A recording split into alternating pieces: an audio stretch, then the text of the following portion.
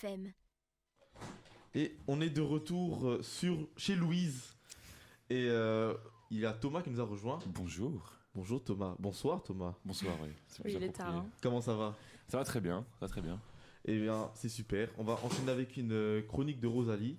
Oui. De quoi vas-tu nous parler, Rosalie? Je vais vous parler, attention, de féminisme décolonial.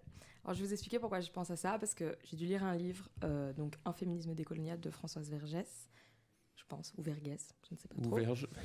Non. Tu l'as retenu, hein. Et donc Françoise Verge, elle dit quoi?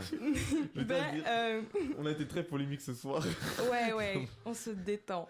J'ai dû lire son livre et ça a un peu révolutionné ma vision du féminisme. C'est un livre hyper intéressant, je le conseille vraiment à tout le monde. Et en fait, ce qu'elle met principalement en avant, c'est une division dans les féminismes. Parce que quand on parle de féminisme, souvent on met tout le monde dans la même case. On a tendance vite à penser tout de suite féminin. Enfin, il y a plein de clichés qui nous viennent en tête. Et elle, du coup, elle parle du féminisme décolonial et elle l'oppose au féminisme civilisationnel. Je vais vous expliquer ce que c'est. Le féminisme civilisationnel, c'est le principe de se dire il y a un seul féminisme pour l'entièreté de la civilisation du monde. Donc ça veut dire que le combat va être le même partout et va se manifester de la même manière partout. Évidemment, quand on prétend à convenir à tout le monde comme ça, souvent ce qu'on veut faire convenir à tout le monde comme ça, c'est... Sa propre culture. Exactement. Et qui est-ce qui parle beaucoup dans le monde? Les Blancs. Exactement. Cyril Hanouna, pardon.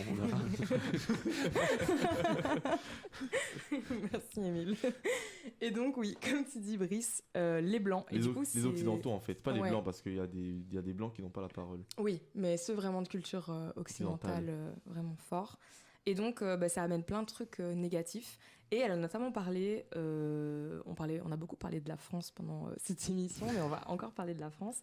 Et en fait, cette écrivaine, elle est française. Et en fait, elle parle beaucoup des fondations à tendance raciste du féminisme français, liées notamment à l'histoire avec l'Algérie et l'histoire avec les pays qui sont français mais pas dans la France. Comment ça s'appelle? Aide-moi, Brice. Outre-mer. Outre-mer, Oui. exactement. Et du coup, par exemple... C'est pas les pays d'outre-mer, du coup, c'est les territoires d'outre-mer. Ouais, c'est Et ça. Dom-Tom. Ouais, c'est ça. Voilà, et en fait, elle parle beaucoup par rapport à ça, et elle met notamment en avant qu'en fait, en Algérie, toute une partie de, entre guillemets, la conquête de l'Algérie, j'essaie de faire attention à mes termes, mais soyez bienveillants avec moi, a été faite beaucoup à travers l'accusation du voile chez les femmes. Et en fait, ils ont vraiment beaucoup... c'était comme ça qu'ils faisaient passer au niveau communication en France, en Belgique, etc. pour légitimer leurs actions. C'était « Oui, mais ces pauvres femmes qui sont cachées derrière leur voile. » Il y avait même des publicités dans la rue où il était marqué « Les Algériennes sont si belles derrière leur voile. Libérez-les. Enfin, il faut qu'on les libère, nous. » Vous avez compris. Bref, voilà. Du coup, je trouvais ça hyper intéressant et ça permet aussi d'avoir une vision très éclairée sur la réalité française actuelle. Mais c'est que j'allais dire, c'est intéressant parce que ce message qui, tu me dis, était à date de l'ère coloniale, est toujours d'actualité. Ils utilisent toujours le même argument de la libération de la femme, alors qu'il y a des femmes qui choisissent ce type-là, ce type de vie-là, et qui ne demandent pas à être libérées, qui sont très heureuses comme ça. Et pourtant, on leur impose une libération. C'est ça. Alors qu'un des principes fondamentaux de l'État français, c'est quand même la laïcité, donc la liberté de pratiquer sa propre religion. Ouais, mais ils en ont la lecture, du coup, qu'ils en veulent un peu, entre guillemets, avec l'histoire qu'ils diffusent sur leur passé colonial et qu'ils veulent entendre et qu'ils font entendre aussi, quoi. Du coup, voilà, franchement, ce livre est hyper intéressant et on fait pas souvent des recommandations livres. Je pense même que c'est la première du Quadri. Et je trouvais quand même que c'était pas mal.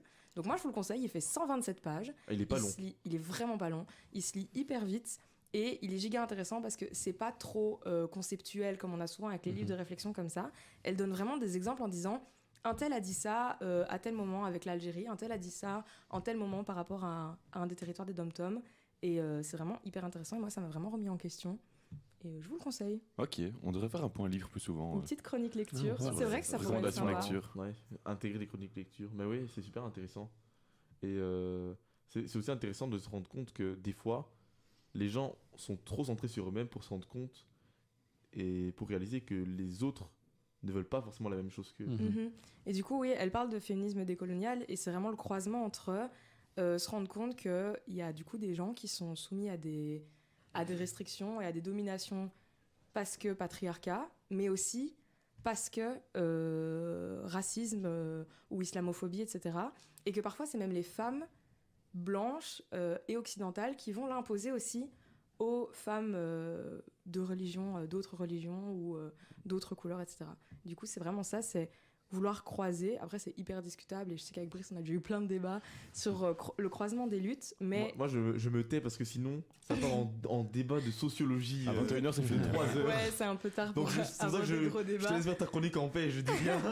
Mais en vrai, tout est discutable dans le croisement des luttes. Mais elle, du coup, elle apporte vraiment ce point de vue en mode on va parler d'histoire et on va regarder un petit peu de quid. Et elle prend l'exemple français. Et je pense qu'il y a aussi des exemples qui peuvent être pris avec la Belgique. Le débat du voile, il est quand même encore souvent sur la table. Et voilà.